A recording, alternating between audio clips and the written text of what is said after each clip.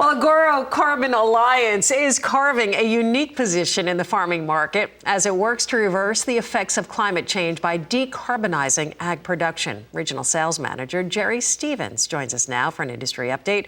Jerry, thanks for joining us this morning. So we're talking about diversifying an operation for our farmers and ranchers, and they can really do that when we're talking about carbon credits. Speak to that a little bit more.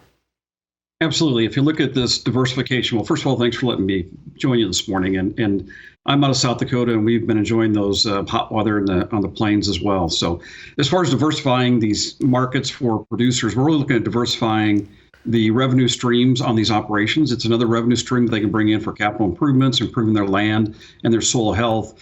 And really what that comes also down to is diversifying their risk, helping to manage risk, because the healthier we have soils, the more water we can hold, and it really helps them through some of these environmental or dry periods that we have.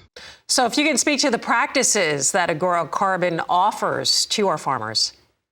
Absolutely. We have two programs. One's in cropland, and the cropland program has to do with improved tillage, or less tillage, going from reduced to no-till. It has to do with incorporating cover crops in those operations as well, and also nitrogen management. So those are the three that are on the cropland side of our project. And then range and pasture, the three practices are going to be improved grazing. So it'd be more regenerative and movement of cattle and livestock, and how you do that across the land. It's going to be seeding for biodiversity, because we know that's a great tool for adding carbon in the soil. And the third one is nitrogen management on range and pasture land. So it's low rates of nitrogen to helping encourage growth, if you will, the forage, but also to kind of prime that microbial system, because they're the ones that are actually doing the work in sequestering and capturing carbon. You know, Jerry, I know that a lot of farmers and ranchers still learning, still getting educated about this process. So your questions or questions and comments that you receive from our ranchers about ag carbon?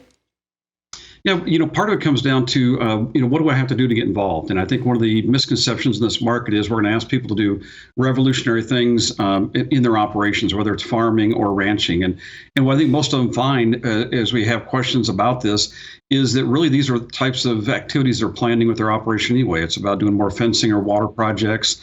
It's about rotating cattle and managing forages better, for example.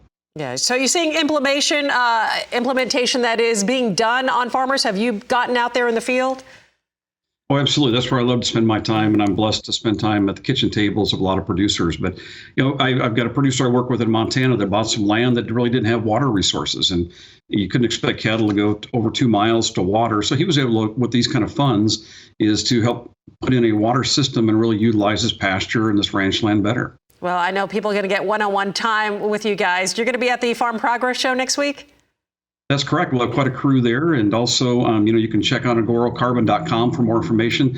We have a great knowledge hub there with webinars and podcasts and other information that'll also kind of give people a background on these carbon markets and Agoro Carbon. Jerry, great stuff. Thank you so much for joining us this morning. Appreciate your time and the breakdown.